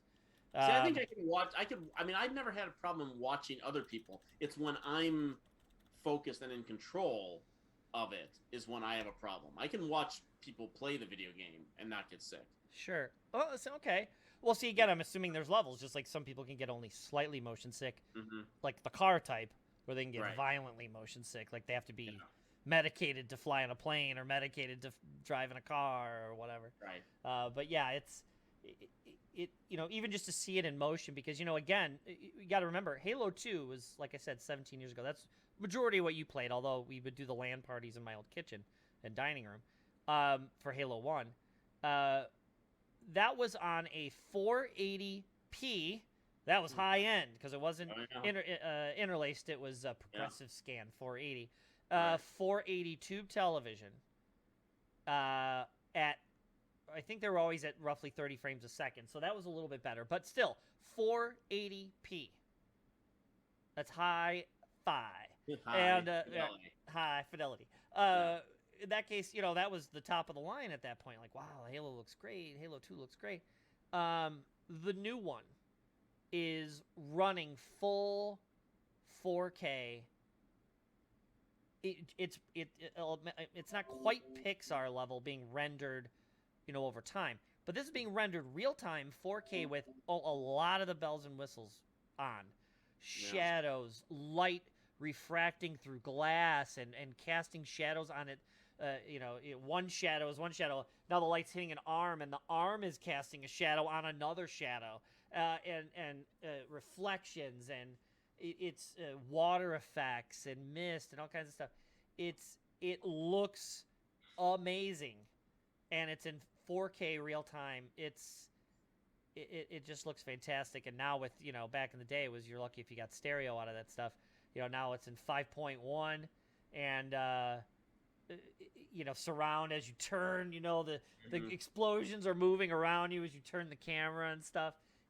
It just looks so good, and it feels just like it did 17 years ago again. So yeah, I'm enjoying the heck out of it. That's why, again, we got to get you on, even if it's for an hour one day, to do it, because it's a good time. It will give you the little nostalgia feels. Oh, I love it. Yeah. So. All right. So now speaking of nostalgia, so one thing we're looking forward to. Yeah. Unless there's something else you can just think of that you want to discuss real quick. No, that was what you said you want to do. So I mean, it was just announced not too long ago that we're in the era now where ideas are dead. So there's just no Like there's just no fresh ideas. It seems anyway. Every television show is getting rebooted. Every movie franchise is getting rebooted. All that kind of stuff. Sergio's here, by the way. Oh, excellent. Hi, So's Sergio. Mom. I don't know if Mom's still on, but Sergio Mims will be hosting Devil in a Blue Dress at Elk Grove Cinema on Wednesday, February 2nd at 7 p.m. So please be there because it's going to be great. But you know, I mean, there's so many of these things. You know, some are kind of like, oh, that's kind of neat, and some are just like, why? But Beavis and Butt-head is coming back. Yes, I heard. Mike Judge is bringing back Beavis and Butt-head thanks to Paramount Plus, which they're slowly, trying to get me to do a whole monthly subscription thing with them now, because they're all the South Park stuff that they're putting on there, which I still have not had an opportunity to watch yet. Because 3 specials, right? They did 3 in December. They've done 3. Yeah, they did one in November, right around Thanksgiving, which was the first COVID. That's right. Post-COVID special where they're adults. Then I think they did a second one in December.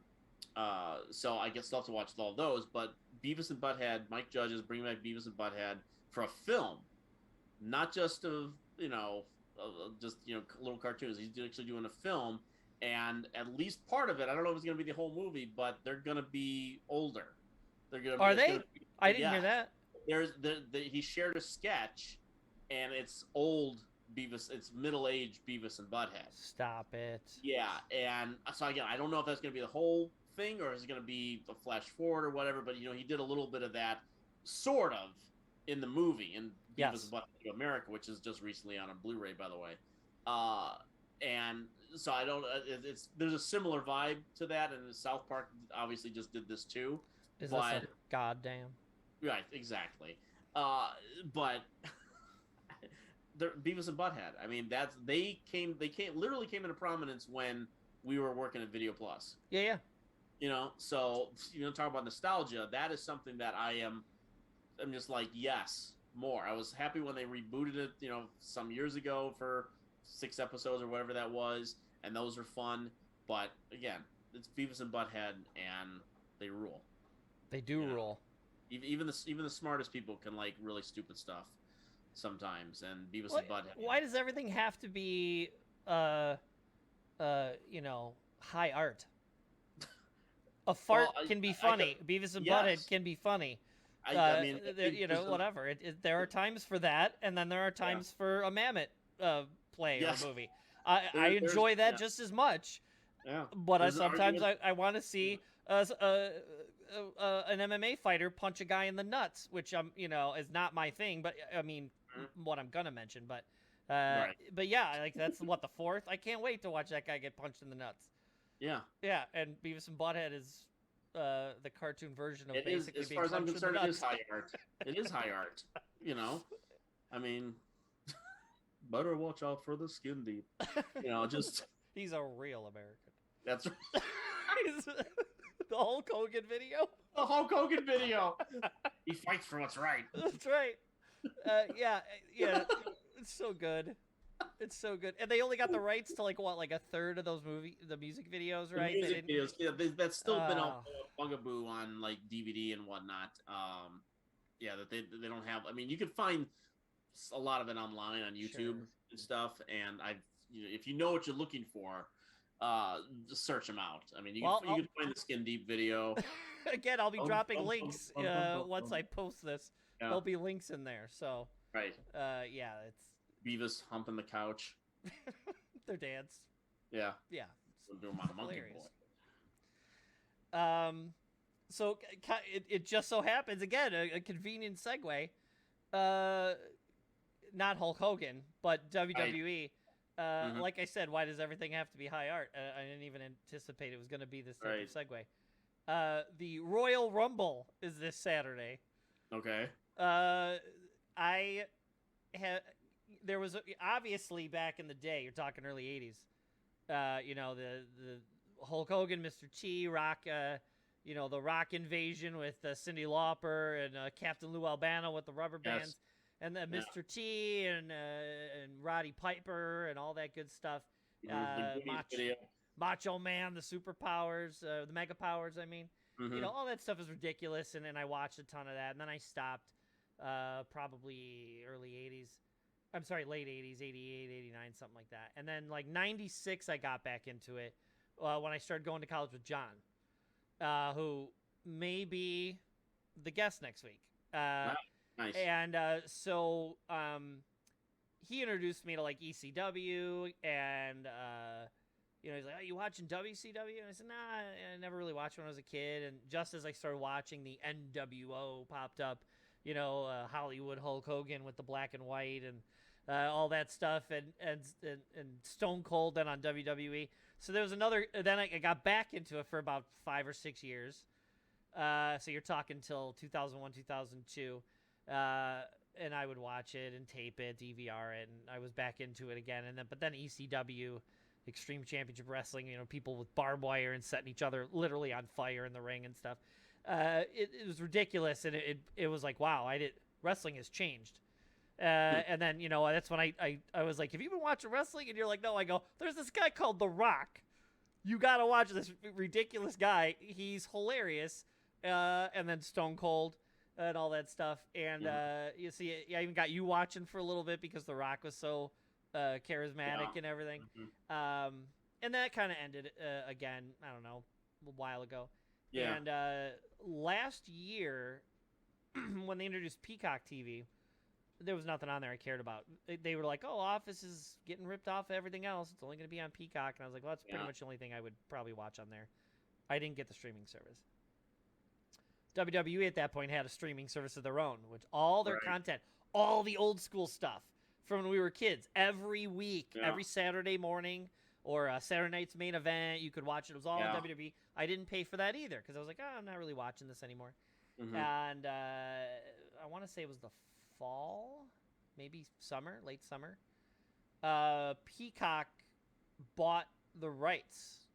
They don't own WWE, but they have the exclusive streaming rights. So WWE Network is now gone, and all that stuff was transferred over to Peacock. And they now own WCW, ECW,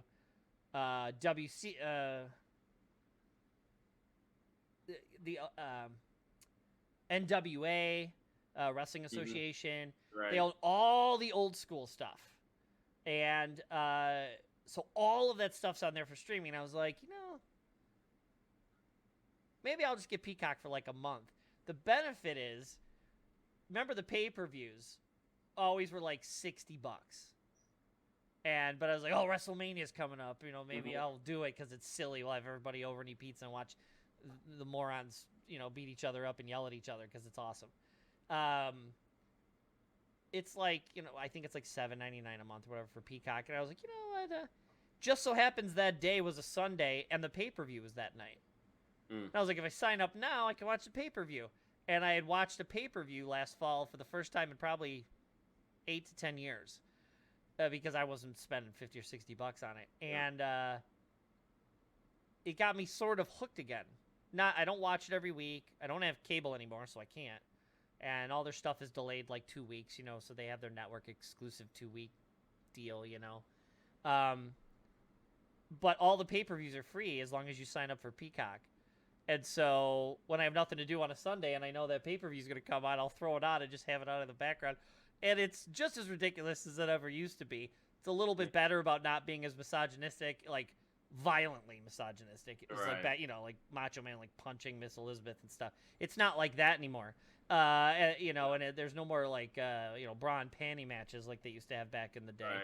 And they've really trained the women wrestlers. You know, they wrestled before, but like they've done a huge job making that really good fake wrestling. You know, it's wrestling, but you know, like they're just as good, if not better, than the dudes now as far as like putting on a show and really wrestling, like fake wrestling. But, you know, really putting on a stunt show, basically, is what it is. Live stunt show. They're really good now. They're really good. And I know recently something popped up, and the subject of Trish Stratus came up. And I was like, oh, yeah. She popped up again like 2 years ago or last year or something at the Royal Rumble. And so you remember the 20-man over-the-top battle royale. You know, they'd shove 20 guys in the ring, and Big John Studd and Andre and Hulk and all the, those guys. And William the Refrigerator Perry. Yes, well, that was WrestleMania, and that was in Rosemont. That was the one year that they had it at 3 different locations: L.A., Chicago. And I saw that one. Yes, I saw that. I paid for that pay-per-view.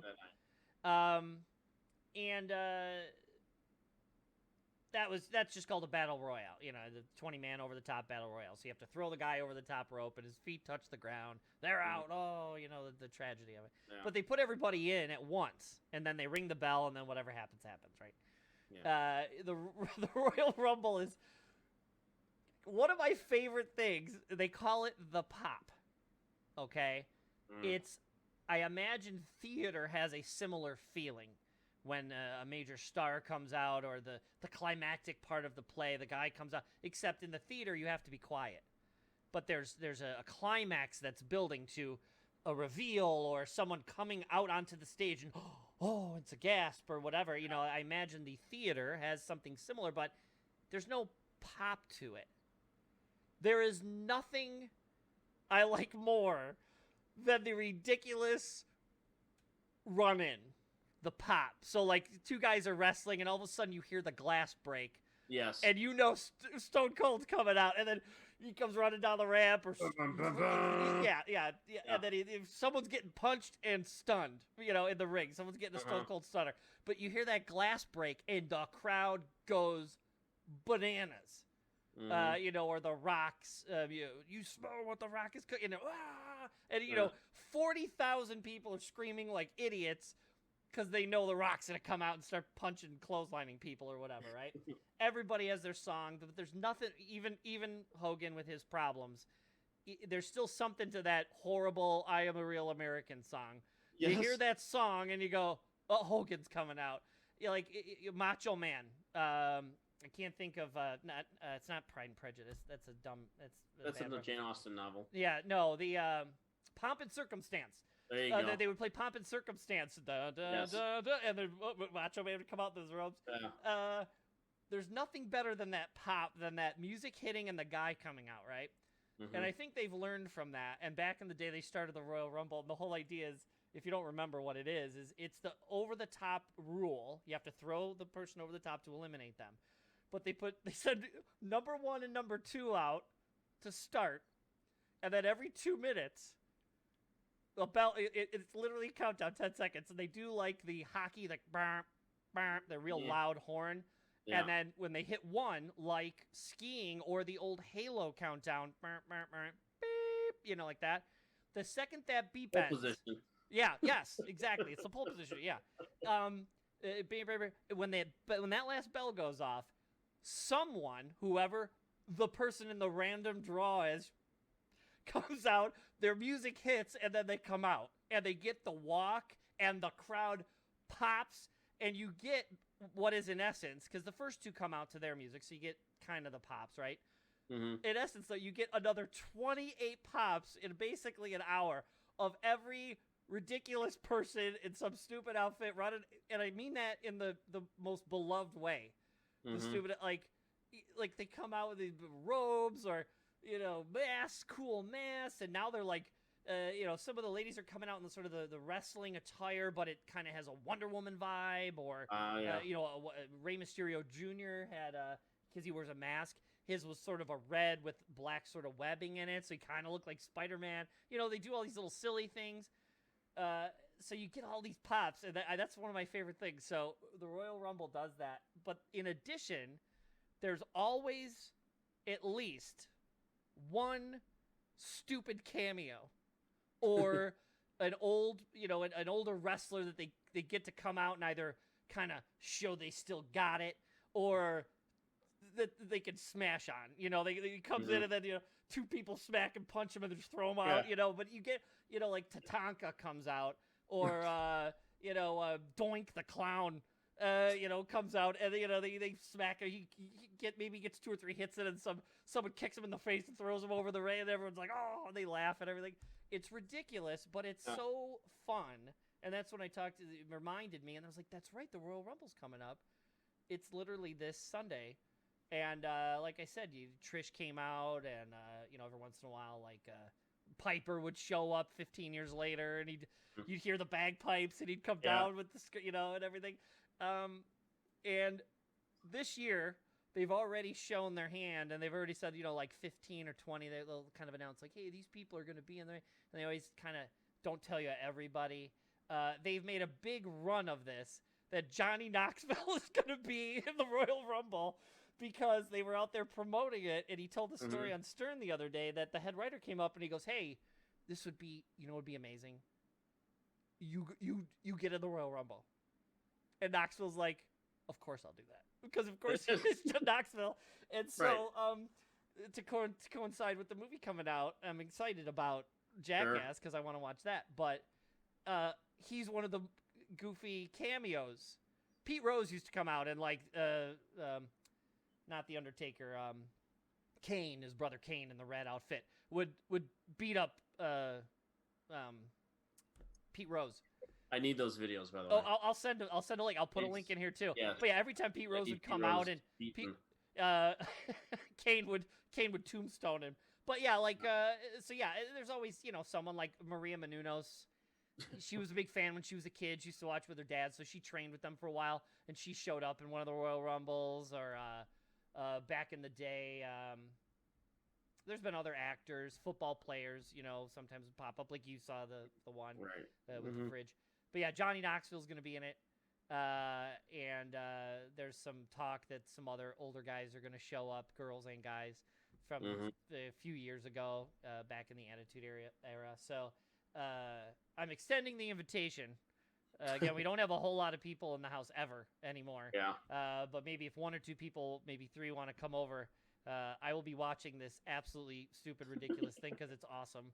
And a lot of the new guys I don't even know, and you won't know. But when the good, awesome cameo hits, and maybe whatever, the glass breaking or The Rock shows up because he's got something to promote or something, and he comes out and just starts throwing people over the rope, it'll be fun.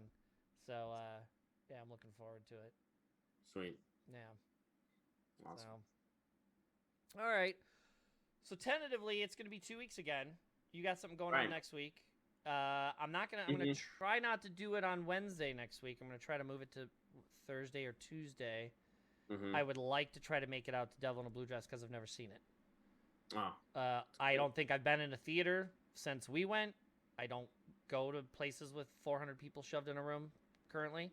I don't think you're gonna. I think you'll be fine. I'm sure, but I may extend it and try to go out and get that because it's next Wednesday. And but I'm also going to try to go weekly, and John may do that. And then 2 weeks after that, I'm talking to someone that you and I both know. They may piggyback the one after yours after John. So next week might be John, then you again, and then this person we both know. They may pop up after that. I'm trying to line people up, so I'm going to try to go every week. Cool. And we'll see how that goes for now. But yeah, there's links down at the bottom for all our socials and his Movie Madness podcast. I will now find your link to the Friendship Dilemma. Yes. And that's the other podcast he does now with Morgan. I'm going to put a link of that also down here, in here. And then I'm not going to toot my own horn, but I designed their logo. It's not awesome, but it's a little something I did. We love it. Love it. And so when you click on it, you'll go there and you can pull that up and get it on iTunes, Spotify, and on the Now Playing Network website, right? Yeah, that's right. And in Apple too, it's on Apple. It's on iTunes. Yeah, right. Or podcast. Apple Podcast. It's called podcast. Yeah, and then Sergio, who may still be in here, I can't see who's in. I can just see that there are 3 people watching. Sergio will be running the Devil in the Blue Dress screening at Elk Grove Cinema, Elk Grove Village, Illinois, not Elk Grove, California. Elk Grove Village, Illinois. Next Wednesday, the 2nd? February 2nd, 7 p.m. He's going to be the expert for that. So we'll have a fun Q&A at the end, so if you have any questions. And if you've never seen it, why not come out and see it? That's what I'm going to try to do. And, yeah, anything you want to plug or anything I'm missing? No, I mean, like all the podcasts, the Movie Madness podcast. You said the weekly movie reviews that we've been doing. There has been a lot, and Steve has had some medical issues that he's been dealing with. But he's nothing too serious, but he's fine. So we'll be coming back doing movie reviews every week. Sergio and I just taped an episode that's going to be coming up talking about Sidney Poitier and Peter Bogdanovich. So that's going to be the next episode of that podcast. And then the Friendship Dilemma is if we keep the schedule going. If we keep the schedule going for Friendship Dilemma, it's going to a new episode will air every Friday. So this Friday. Right to weekly. Yeah. Wow. Okay. Yeah, that's the plan for it right now. So Stepford Wives will be coming out this week, and then on that episode, you'll hear the announcement of episode 3. I was just going to say, did you want to say the third one? No, we'll just let you tune in. All right. Tune in. Because it's always fun to actually hear, because we don't tell each other what film we're going to do next. We just announce it to them, the other person on the show. So you get a genuine reaction of what anyone thinks about that particular movie when we announce it. So yeah, I really hope people tune in to both of them. Cool. Yeah. Well, there you have it. I'm going to try to end this properly this time and have it not cut out. We're going to go to some music, but please click the subscribe button, which should be over here. There's see a little bell. Tap that. It'll notify you when I go live. And right about here, over here somewhere, there's going to be a little hand like that. That's a thumbs up. If you tap that, it tells YouTube that we're decent people and other people should like us. So go ahead and tap all 3 of those, and then you'll know when I'm on, and you'll see more of this guy, and you'll see more of me.